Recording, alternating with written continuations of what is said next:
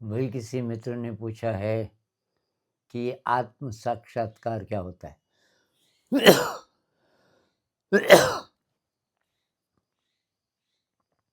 तो इसमें 2 असम्पशन्स हैं। एक तो ये कि आप मान के चल रहे हो कि आत्मा होती है, और दूसरा आप ये मान के चल रहे हो कि उसका साक्षात्कार हो सकता है। साक्षात्कार कह लो, उसकी अनुभूति कह लो। अब आप बोलोगे आत्मा होती है, क्या मतलब? नहीं होती। मैं ये कह रहा हूँ कि हमारा अनुभव है क्या?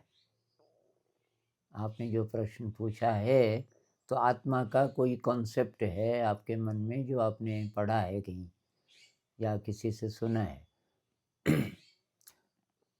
अब जब हमको पता ही नहीं कि हम किसकी बात कर रहे हैं,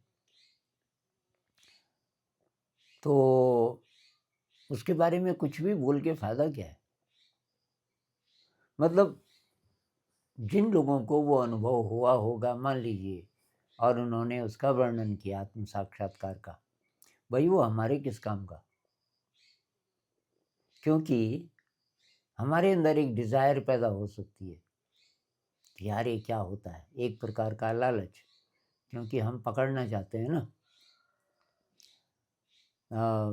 कोई बोलता है कि इससे ये होगा, इससे ये होगा, इससे आपको कोई अच्छी फीलिंग मिलेगी। ऐसे ही कोई आत्म साक्षात्कार भी, मतलब उपभोग की दृष्टि से ज़्यादातर लोग इसको लेते हैं।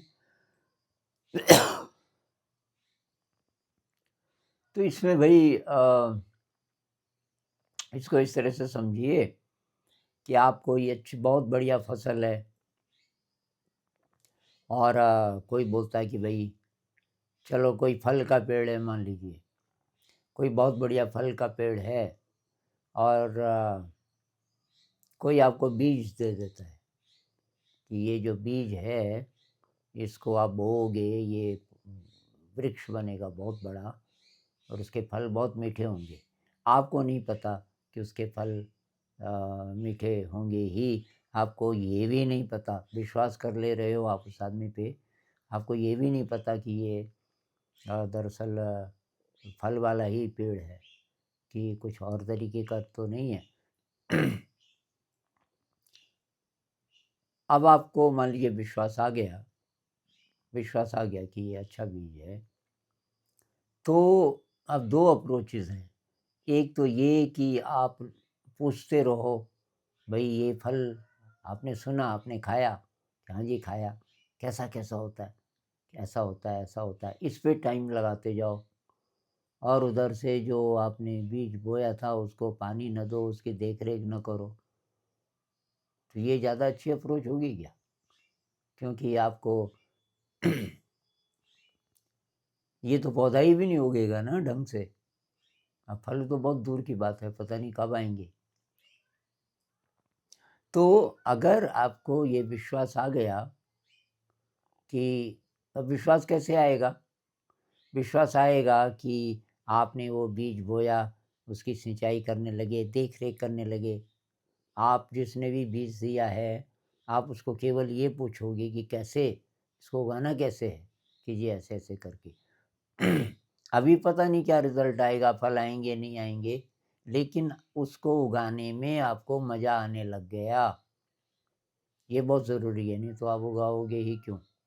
मान लीजिए कि रिज़ल्ट पे भी आपको शक है, अंतिम रिज़ल्ट जो आप चाह रहे हो कि फल मिलेंगे, पता नहीं। तब क्या मोटिवेशन होगा, तब आप क्यों उसकी देख-रेख करोगे? इसलिए कि उसको उगाने में आपको मज़ा आ रहा है।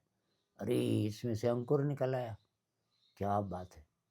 अच्छा इसमें 2 पत्ते आ गए, इसमें 4 पत्ते आ गए, ये बढ़ रहा है, उसको बढ़ते हुए देख-देख के आपको मज़ा आ रहा है। आप भूल ही गए इस पे क्या फल आगे लगेगा, इस समय आपको मज़ा आ रहा है उसको देख-देख के, कि क्या मिस्ट्री है। ये कैसे ये बीज था एकदम सूखा-सूखा, और उसके अंदर ये पौधा निकलने लग गया उसमें से। ये जो मिस्ट्री है बस, और ये आपको उससे जोड़ के रखती है। आप रोज़ उसकी देखभाल कर रहे हो, और बड़ा आपने उसकी बाड़ की हुई है ताकि कोई खा ना जाए, आप उसमें खाद डाल रहे हो, उसमें पानी डाल रहे हो, आप देख रहे हो उसको धूप ठीक ठाक मिले इत्यादि। अब वो बड़ा हो रहा है, हो रहा है, हो रहा है, हो रहा है। आपको इस बात की चिंता नहीं कि कब फल आएंगे, वो बड़ा हो रहा है और बस आपको मज़ा आ रहा है। और बड़ा हो गया, उसकी छाया गर्मी के टाइम में आप उसके नीचे बैठ गए, उसके तने पे आड़ लगा के आपको मज़ा आ रहा है, क्योंकि वो आपका मतलब बहुत क्लोज, वो आपके जीवन का हिस्सा बन गया। इसी प्रकार से जब आप ध्यान करते हैं, अगर आपको ध्यान करने से कुछ कुछ अच्छा लगने लग गया तो बस आप ये करते रहोगे।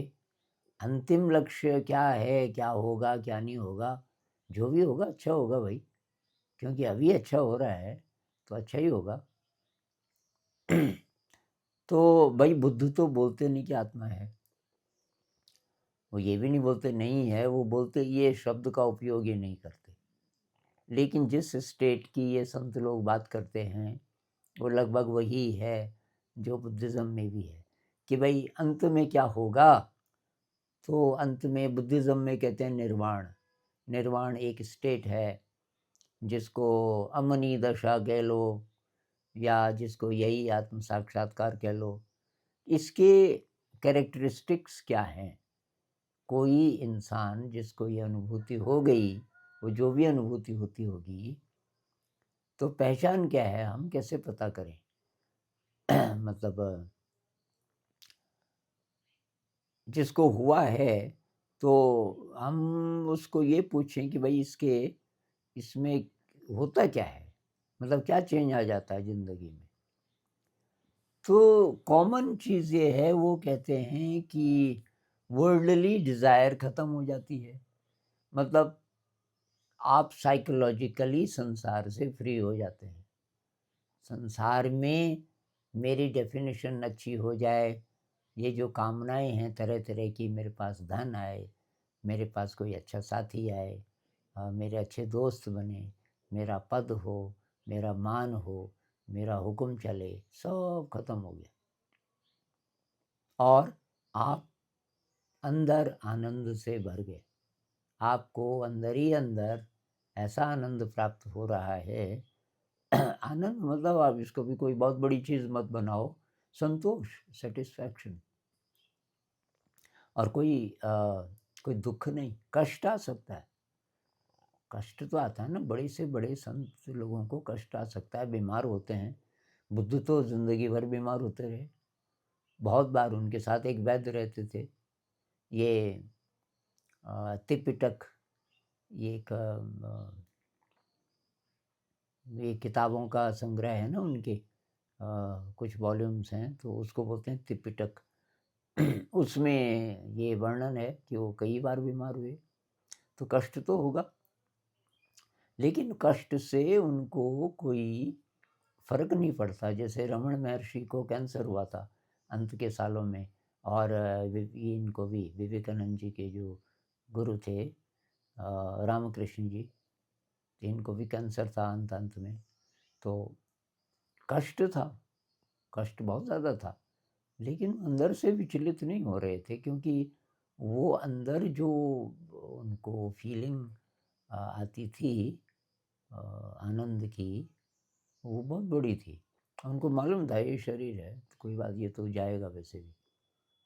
तो ये वाली स्टेट, कोई राग नहीं है, कोई द्वेष नहीं है। अब आप कल्पना करो कि ऐसी स्टेट हमारी अगर आ जाए ज़िंदगी में, कि नेगेटिव इमोशन नहीं है, कोई गुस्सा नहीं आ रहा है, कोई डर नहीं है, कोई असुरक्षा नहीं है, चाहे भूकंप आ गया, चाहे मकान ध्वस्त हो गया, चाहे लोग मर गए आसपास, आप काम करोगे, सेवा करोगे, अंदर से फिर भी शांत हो। ऐसी स्थिति आ जाए तो और क्या चाहिए? तो यही आत्म साक्षात्कार है कि ऐसी स्टेट में हम पहुंच जाएं। कैसे पहुंचेंगे? तो धीरे धीरे होगा, अचानक नहीं होगा। कबीर साहब कहते हैं ना, धीरे धीरे रे मना। किसी किसी को अचानक हो सकता है, कोई एक्सीडेंट जैसा अचानक उसको कोई ऐसी अ, अनुभूति हो गई, जैसे नियर डेथ एक्सपीरियंस वालों को होता है। कभी एक्सीडेंट्स में ऐसा हो जाता है कि एक्सीडेंट हुआ, मरते-मरते बचे और उस बीच कोई ऐसा दिव्य अनुभव हो गया, लेकिन वो टिकेगा नहीं, उस पे काम करना पड़ेगा। तो सबसे जो सेफ रास्ता है और पक्का रास्ता है वो ध्यान का है, और स्लो, बहुत स्लो। इस ज़िंदगी के अंतिम समय तक जितना भी काम हुआ, हुआ। ये आत्म साक्षात्कार ऐसा नहीं है कि वो अचानक हो गया और अब परमानेंट है और आप चाहे ध्यान दो या ना दो। ये तो वैसे है जैसे, मतलब ये मेरे विचार हैं, ज़रूरी नहीं कि अ, ये किसी और के भी विचार हों।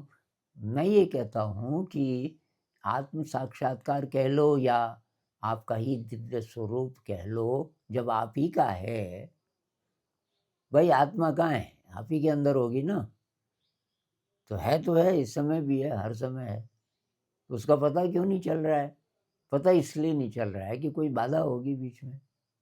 तो बाधा क्या है? तो ये संत लोग कहते हैं, बुद्धिज़्म में भी, दूसरे रिलिजन्स में भी, कि भाई जब तक हमारे अंदर ये गड़बड़ है, मैल है, तो तब तक आपको कोई साक्षात्कार होने वाला नहीं है। ये जो शुद्धिकरण मैं बोलता हूँ, इसका यही मतलब है। शुद्धिकरण का मतलब है आपके अंदर नेगेटिव इमोशन खत्म हो जाए, आपके अंदर लालच खत्म हो जाए, अचानक नहीं होगा, धीरे-धीरे होगा। ये मोह न रहे, ये तरह-तरह का जो इंद्रिय सुख है, इसमें लिप्त होने की लालच, लिप्त होने का लालच न रहे। भाई जितनी भूख है उतना खाएँगे, और मिले, अपच हो जाएगा, उसका फ़ायदा क्या है? उसी तरीके से ये कोई भी वासना है, उस वासना को जब तक वो है, उसको ऐसे जिएँगे कि बिल्कुल बैलेंस में, अति नहीं करना, और अपने को भूखा भी नहीं रखना। क्योंकि है, भूखा है तो फिर उधर बार-बार मन जाएगा, मन भटकेगा, साधना में कैसे बैठोगे? तो इसलिए थोड़ा-सा इसको तृप्त कर लो। जिधर-जिधर ये भागता है, लेकिन बहुत माइंडफुली, बहुत बोधपूर्वक, और जितने-जितने हमारे अटैचमेंट्स हैं, वो सभी भटकाएँगे। तो उनसे एकदम अपने को काट दोगे तो भी प्रॉब्लम है, तभी भी मन भटकेगा बार। तो उपभोग कर लो चीज़ों का, लेकिन बहुत ज़्यादा तटस्थ होके, बहुत ज़्यादा माइंडफुली। फिर क्या होगा, फालतू उपभोग कम होता जाएगा किसी भी चीज़ का। फिर हम खाना भी उतना ही खाएँगे जितना इसको ठीक रखने के लिए ज़रूरी है, अतिरिक्त नहीं खाएँगे। अब इसका मतलब ये नहीं स्वाद मार देंगे, कुछ लोग ये भी कोशिश करते हैं, स्वाद नहीं आना चाहिए। अरे स्वाद ले लो, उसमें लालच ना हो, बस जितना खाया, स्वाद लेके खाया बस, अब और नहीं खाना। वो चाहे भोजन हो, चाहे काम वासना हो, चाहे कोई भी चीज़ हो, ये बैलेंस बहुत ज़रूरी है। तो इस तरीके से हम साधना में आगे बढ़ते रहेंगे। ध्यान का अभ्यास तो बहुत ज़रूरी है भाई। वही नहीं करोगे आप तो तब तो आप आगे बढ़ नहीं सकते। तब आप कुछ भी कर लो। तो आपका चाहे भक्ति, अब दूसरा मार्ग हो, भक्ति मार्ग हो, कि भई आप किसी आराध्य देव को मानते हो। आराध्य देव भी यही पूछेगा ना, कितना तू दुनिया के साथ है और कितना मेरे साथ है? बोल तो रहा है मेरा नाम बार-बार, लग रहा है कि भक्ति भाव भी है, लेकिन तू तो दुनिया में भी लिप्त है, तो तू तो बँटा हुआ है। तो ये तो 2-2 हो गए ना, 2-2 हो गए। तो संसार की ज़रूरत उतनी है कि इसको ठीक रखना है, बस। मैं भी भूखा ना रहूँ, साधु ना भूखा जाए, बस उतने संसाधन वगैरह-वगैरह वो ज़रूरी है। लेकिन उससे ज़रा भी ज़्यादा ज़रूरी नहीं है, संग्रह बिल्कुल नहीं करना। तो क्योंकि नहीं तो आपकी कोई भी पूजा बेकार है ना, कोई भी साधना आपकी बेकार है जब तक आप, अच्छा कुछ लोग तो साधना भी इसलिए करते हैं कि सफलता मिल जाए। कोई कह रहे थे कार्मिक हीलिंग आजकल कोई चल रहा है, कार्मिक हीलिंग। और कि वो बोलते हैं कि फटाफट तुमने जो दुष्कर्म किए हैं उसकी हीलिंग कर लो और फिर आपको सफलता मिलेगी। सफलता मिलेगी कहाँ? बाहर के जगत में। अरे बाहर के जगत से मोह खत्म हो जाए, उसके लिए तो ध्यान कर रहे हैं। अब तुम्हें बोल रहे हो कि बिजनेस में भी आगे बढ़ेगा, इसमें भी आगे बढ़ेगा। अब मैं ये नहीं कह रहा कि अगर आप ध्यान वाले हैं तो आप बिजनेस नहीं करोगे, उसमें आगे बढ़ना अच्छी बात नहीं है। मैं ये कह रहा हूँ अगर आप सचमुच ध्यान का अभ्यास कर रहे हो, आप तो शुद्ध हो रहे हो। तो जो शुद्ध हो रहा होता है, उसके जो दिमाग की क्षमताएँ हैं वो बढ़ती रहती हैं। आप ज़्यादा इंटेलिजेंट हो रहे हैं। आपका लेफ्ट ब्रेन और राइट ब्रेन इंटेलेक्चुअल और इमोशनल जो लिंक है वो बहुत स्ट्रॉन्ग होता जाएगा। तो आप बाहर की दुनिया में जो भी करोगे आप ज़्यादा सक्सेसफुल हो जाओगे और आप उसको वैल्यू नहीं दोगे। सफलता को वैल्यू नहीं दोगे आप, सिर्फ़ उसको इस दृष्टि से देखोगे कि उससे कुछ भला हो रहा है आपका या किसी और का, बस उतना ही। और भला का मतलब साधना में अब और मदद मिलेगी, क्योंकि बाहर की चिंता और कम हो जाएगी। जितना चाहिए था पैसा अब आने लग गया, बस। तो आपका भक्ति मार्ग हो, ज्ञान मार्ग हो, कोई भी मार्ग हो, ये तो भई पहले आपको करना ही पड़ेगा। नेगेटिव इमोशंस से छुटकारा पाना पड़ेगा। गुस्सा, खीज, आक्रोश, निराशा, नफ़रत इत्यादि, इत्यादि सब जानते हैं आप। ये जो संत लोग बोलते आए हैं, इनसे फ्री कैसे हों, उसके लिए साधना है। तो बैठ कर के तो हम फ्री हो जाते हैं, बीच-बीच में ऐसी स्टेट आ जाएगी कि बिल्कुल शांत, बिल्कुल शांत। जब हम बिल्कुल शांत हो जाते हैं, वो आत्म साक्षात्कार की खुशबू है। क्योंकि अब ये ज़रा टेम्परेरी शांति होती है। जितनी देर ध्यान में बैठते हैं, ज़रा गहरे चले जाते हैं, फिर सारे दिन भूल जाते हैं। तो तब दूसरा चैलेंज ये है कि सारे दिन भी याद रखना है। कुछ भी एक्शन हो रहा है कहीं, क्योंकि हम बोल रहे हैं ना गुस्से से या नफ़रत से फ्री होना है। अब कोई आदमी मिल गया जिसके साथ आपकी पटती नहीं है, उसने कुछ बोल दिया फिर, जिससे आपको भयंकर गुस्सा आता है। अब उसके साथ काम करना है। अगर आप ये भी कर रहे हो, तो तब आपकी साधना हर क्षेत्र में आगे बढ़ रही है। मतलब ये जितनी अपॉर्च्युनिटीज़ आती हैं सुबह से शाम तक, जितने प्रकार की स्थितियाँ आती हैं ज़िंदगी में, सबका आप उपयोग कर रहे हो साधना के लिए। और बैठ के तो करते ही हो, बैठ के नहीं होगा।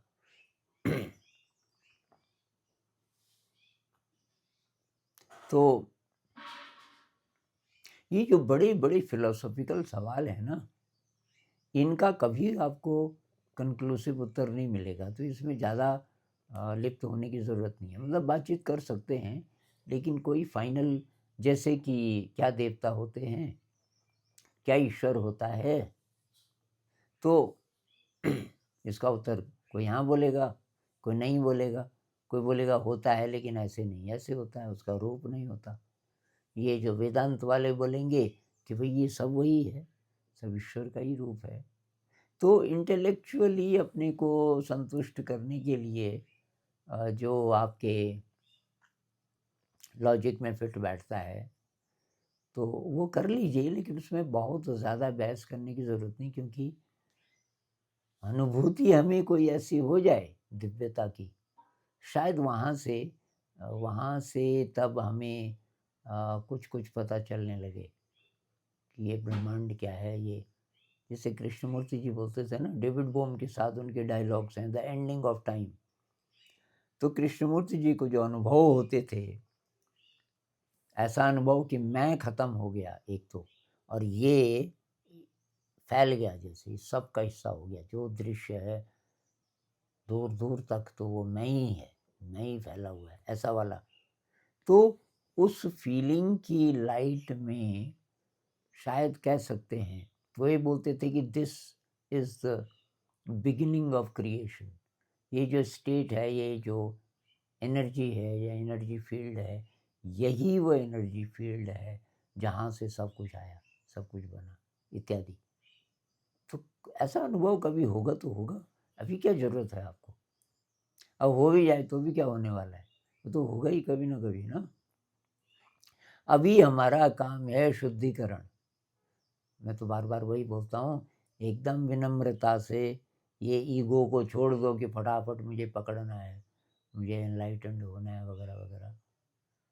इसकी बजाय मुझे यार मैं बहुत गंदा हूँ, मुझे शुद्ध करना है, मुझे गुस्सा आता है, बिना मतलब भी, यही है गंदा। मैं गंदा हूँ मतलब ये सारी गंदगी है नेगेटिव इमोशन की। मुझे नफ़रत भी होती है कुछ-कुछ लोगों से। मेरे अंदर ये सुपीरियॉरिटी की सेंस भी आती है या इन्फीरियॉरिटी की आती है वगैरह-वगैरह। ये सारे दुर्गुण आपको पता चलते रहेंगे अपने जो नहीं भी अभी तक पता हैं। मुझे डर लगता है बिना मतलब, उस समय मुझे मैं समझ जाता हूँ मेरा ट्रस्ट है नहीं। वैसे तो मैं बोलता हूँ कि डिवाइन विल पे ट्रस्ट करो, सब ठीक है। लेकिन जब परीक्षा की घड़ी आती है मैं तो डर जाता हूँ। डरने का मतलब कोई नहीं है आपका सहारा उस समय। तो ये भी विकार है। तो ये सारे विकार कैसे दूर हों बस। तो मेरी एनालॉजी तो ये है भई, जिस पर मैं बोल चुका हूँ पहले भी, कि कोई मिट्टी का ढेला है, भारी-सा, गोल-गोल सा मिट्टी का ढेला, वो है आपकी ज़िंदगी। और उस मिट्टी के ढेले को देख-देख के आप उदास हो कि मैंने सुना था कि ज़िंदगी ऐसी होती है कि उसमें प्रकाश ही प्रकाश होता है। मैं तो मिट्टी हूँ। और फिर कोई आपको बोलता है कि बोलता नहीं है, अचानक आप देखते हो कि आपके सारे कमरे में हज़ारों रंग का प्रकाश और आप चौंक जाते हो। तो ये प्रकाश, पीछे से कोई आवाज़ आती है, ये तुम्हारा ही प्रकाश है, क्योंकि तुम मिट्टी का ढेला नहीं हो। और पीछे एक जगह ऐसी है जहाँ मिट्टी नहीं है और मेरे पास एक दर्पण है। मैंने दर्पण से तुम्हारे ही प्रकाश को रिफ्लेक्ट किया है। ये सब तुम्हारा प्रकाश है। और वही आवाज़ फिर बोलती है कि ये प्रकाश सब जगह है। अब तुम बोलते हो तो मुझे कैसे पता चलेगा? तो बोलता है ये मिट्टी को खुरच, मिट्टी तो बार-बार है। मतलब देख क्या होता है। अब आपने मिट्टी खुरचनी शुरू कर दी। जहाँ-जहाँ से मिट्टी साफ़ होती है वहाँ से वही प्रकाश निकलना शुरू हो जाता है। तो आप समझ जाते हो। तो अब आप उसको साफ़ करते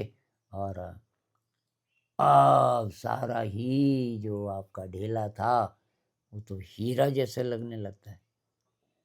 लेकिन एक और चमत्कार होता है कि उसमें वज़न ही नहीं है। वज़न शायद सब मिट्टी में था। अब उसमें कुछ है नहीं, लेकिन वो चमक रहा है। तो वो जो आप हीरा समझ रहे थे, एक्चुअली वो हीरा भी नहीं है, वो प्रकाश है। मैं प्रकाश का बना हूँ। तो वही जो ध्यान का अभ्यास करते रहे हैं और कुछ समय हो गया, कुछ महीने हो गए, कुछ साल हो गए और उनको अच्छा लग रहा है, उनको विश्वास आ गया कि यही सही दिशा है, तो उनको बीच-बीच में आत्म साक्षात्कार होता होगा। मैं बताऊँ कैसे?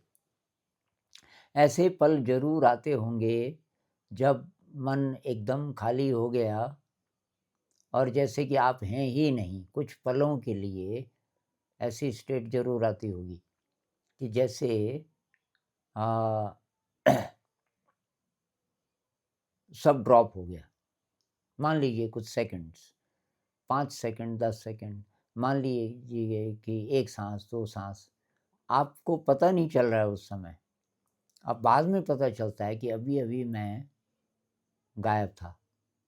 ऐसी अगर स्टेट आने लग जाए, मन एकदम शांत है। चाहे आपको पता चल रहा है या नहीं चल रहा है, लेकिन कुछ-कुछ पलों के लिए बिना कोशिश के मन शांत है। तो वही आत्म साक्षात्कार है। मतलब आप उस इलाके में पहुंच गए। अब उसकी गहराई है और उसकी इंटेंसिटी है।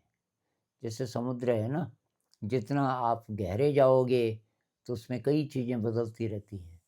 और ये प्रेशर, पानी का प्रेशर बढ़ता रहता है नीचे। और उसमें लाइट की इंटेंसिटी पे फ़र्क पड़ता है। इसलिए जब गहराई से ऊपर आता है गोताखोर तो सीधे नहीं आ जाता। मान लीजिए कि 20 मीटर नीचे पहुंचा हुआ है, तो ये नहीं कि वो जल्दी से सतह पे आ जाए, वो मर भी सकता है, क्योंकि हमारे लंग्स एडजस्ट करते हैं उस डेप्थ पे। तो मतलब ये हर कदम पे, हर 1 फुट पे बदल रहा है। उसी तरह आकाश है। आकाश एक ही जैसा नहीं है सब जगह। स्पेस, आपने पढ़ा होगा कि पृथ्वी के चारों तरफ जो एटमॉस्फेयर है उसकी लेयर्स हैं, और कहीं टेम्परेचर बहुत ज़्यादा है, अति, जिसमें कि कई मेटल भी पिघल जाएं, और कहीं बहुत कम है, बहुत ही कम। ऐसी लेयर्स हैं। तो आप किस जगह हो, आकाश तो यहाँ से तो स्पेस ही दिखता है। ऐसे ही ये हमारा मन भी है, इसकी गहराई है। और जितने गहरे जाओगे तो उससे तब कुछ और प्रकार की अनुभूतियाँ होंगी। लेकिन बिगिनिंग ये है, बिगिनिंग है कि आप ऐसे स्टेट में पहुंच गए कुछ ही पलों के लिए सही, कि कुछ नहीं रहा, आप भी गायब हो गए कुछ पलों के लिए। या आप गायब नहीं हुए, आपको पता चल रहा है, लेकिन मन एकदम शांत है, कोई रिपल नहीं उसमें, कोई विचार नहीं। और ये एफ़र्ट, जब तक हम एफ़र्ट तो करना पड़ता है एक तरह से शुरुआत में, लेकिन जब तक एफ़र्ट कर रहे हैं, जैसे मन बहुत विचलित है, मैं ध्यान में बैठ तो गया, लेकिन मन भटक रहा है, भटक रहा है, भटक रहा है, लेकिन मैं कोशिश कर ही रहा हूँ। तो ये जो कोशिश कर रहा हूँ एक तरह का एफ़र्ट तो है, लेकिन ये करते करते करते कभी कभी ऐसा होता है कि एफ़र्ट कुछ नहीं कर रहे आप, उन पलों में ऐसा अनुभव हो सकता है। और ज़्यादातर ऐसा होता है कि वो जब अनुभव हो चुका ख़त्म, तब ख्याल आता है। जैसे मेरे साथ अक्सर ये हो जाता है कि मैं बैठा हूँ, अब अचानक लगता है कि मैं गायब हो गया था। फिर मैं याद करने की कोशिश करता हूँ, ये सुबह है कि शाम है। शाम की सिटिंग है, कि दिन का टाइम होगा, और भी लोग तो नहीं ध्यान कर रहे हैं यहाँ। जैसे शाम की सिटिंग में सारे टीचर्स भी होते हैं। अगर वो है तो मुझे टाइम देखना पड़ेगा, कहीं 1 घंटा हो तो नहीं गया। अब 1 घंटा भी बैठना बहुत मुश्किल है ज़्यादातर लोगों के लिए। तो मैं अभी आँखें नहीं खोलता, मैं अपने आप को पूछता हूँ, अच्छा गेस करो ये कौन-सा टाइम होगा? बहुत बार ऐसा होता है कि मुझे लगता है ये तो आखिरी सिटिंग है रात वाली 8 से 9, और मुझे अब टाइम देखना चाहिए। मैं आँखें खोलता हूँ कि वहाँ कोई भी नहीं है, और ये तो दिन का टाइम है। खिड़की खुली है, बाहर से रोशनी आ रही है सूरज की, और मैं अकेला हूँ, तब मैं हँसता हूँ। तो ये जो है, और ये सबको हो जाता है। अब आपकी पकड़ में अभी आया हो या नहीं आया हो, लेकिन होता होगा आपको भी, जितने साधक हैं। यही आत्म साक्षात्कार है। भाई आत्मा कहीं गई थोड़ी है। और ये जो अद्वैत वाले बोलते हैं कि वो तो है ही, वो तो है ही, वो अनंत है। आपकी जो कॉन्शियसनेस है, जो अवेयरनेस है, जो जान रहा है, बस वही है। तो लेकिन मुझे ये ज़्यादा कन्विंसिंग लगता है कि ध्यान में जब ऐसी स्टेट आ जाए, कि जैसे मन नहीं रहा, कोई विचार नहीं है, और कुछ कोशिश भी नहीं कर रहे, और एकदम शांत हो गए, तो वही आत्म साक्षात्कार है। और अब वो कहाँ ले जाएगा, उसमें ज़्यादा लालच करने की ज़रूरत नहीं है, जहाँ भी ले जाएगा। तो अंतिम मंजिल क्या है? मेरे हिसाब से तो अंतिम कुछ नहीं है। ये जो अनुभूति आपको होने लग गई कि आप फ्री होने लग गए मैल से, ये राग से, द्वेष से, नेगेटिव इमोशन से, दुनिया पे डिपेंडेंसी से फ्री होने लग गए। आप लाइट हो गए एकदम। और बीच-बीच में ध्यान में ऐसी स्टेट्स आ जाती हैं कि आप एकदम किसी ऐसे स्पेस में पहुँच गए जहाँ कुछ नहीं है, आप भी नहीं हो कुछ पलों के लिए। तो बस इसके साथ रहिए और मंज़िल की सोचनी नहीं है, मंज़िल नहीं, बस ये चलना, चलने में मज़ा आ रहा है, ये इंटरेस्टिंग है, बस। नमस्कार।